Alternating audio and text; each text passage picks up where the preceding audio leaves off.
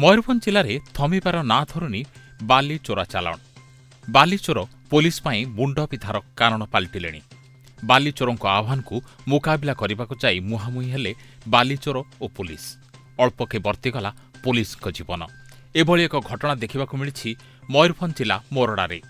ସୂଚନା ଅନୁସାରେ ମୋରଡ଼ା ଥାନା ଅନ୍ତର୍ଗତ ଜିମ୍ବରା ନଦୀର ଶିଳଦାପାଟପୁର ଘାଟରୁ ଦୈନିକ ବେଆଇନ ଭାବେ ବାଲି ଉତ୍ତୋଳନ ହୋଇ 10ରୁ 15ଟି ଟ୍ରାକ୍ଟରରେ ବିଭିନ୍ନ ଅଞ୍ଚଳକୁ ଚୋରାଚାଲାଣ କରୁଛନ୍ତି ବାଲି ଚୋର।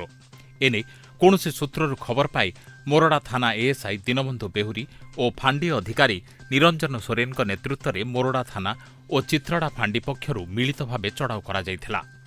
ଚଢ଼ାଉ ସମୟରେ ବେଆଇନ ବାଲି ବୋଝେଇ ଟ୍ରକ୍ଗୁଡ଼ିକ ନଦୀ ଭିତରେ ଥିବା ଲଟା ଭିତରେ ଲୁଚେଇ ରଖାଯାଇଥିଲା।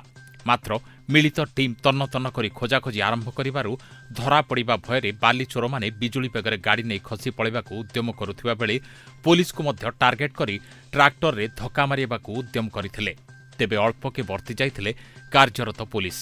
ଏହି ଘଟଣାକୁ ନେଇ ସ୍ଥାନୀୟ ଅଞ୍ଚଳରେ ପ୍ରମୁଖ ଚର୍ଚ୍ଚାର ବିଷୟ ପାଲଟିଛି।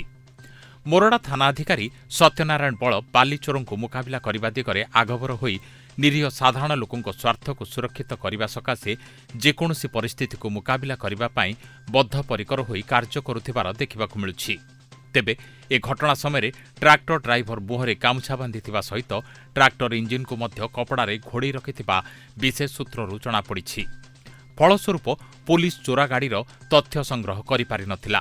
ତେବେ ପୋଲିସ ଉକ୍ତ ବାଲିଘାଟର ଘଟଣା ପରେ ଆକ୍ରମଣ କରିବା ବିଭିନ୍ନ ଗାଡ଼ି ଉପରେ କଡ଼ା ନଜର ରଖିଥିବା ଜଣାପଡ଼ିଛି। ବର୍ତ୍ତମାନ ଏହି ଘଟଣା ପରେ ବାଲି ଚୋର ପୋଲିସ ପାଇଁ ଏକ ଆହ୍ୱାନ ପାଲଟିଥିବା ବେଳେ ବାଲି ଚୋରଙ୍କୁ ମୁକାବିଲା କରିବା ପାଇଁ ଆଗକୁ ପୋଲିସ କି ପଦକ୍ଷେପ ନେଉଛି ତାହା ଦେଖିବାକୁ ବାକି ରହିଲା। ଅନ୍ୟପକ୍ଷେ ଗତକାଲି ରାତି ଘଟଣାରେ ସମ୍ପୃକ୍ତ ଟ୍ରାକ୍ଟର ଓ ଡ୍ରାଇଭରକୁ ଧରି ଗିରଫ କରିବା ଦିଗରେ ପୋଲିସ କେତେ ସକ୍ରିୟ ହେଉଛି ନା ନୀରବ ରହୁଛି ତାହା ଉପରେ ଅଞ୍ଚଳବାସୀଙ୍କ ନଜର ରହିଛି। ମୟୂରଭଞ୍ଜରୁ ମୋହିତ କୁମାର ମଣ୍ଡଳଙ୍କ ରିପୋର୍ଟ, ଗୀତାଞ୍ଜଳି ନ୍ୟୁଜ୍।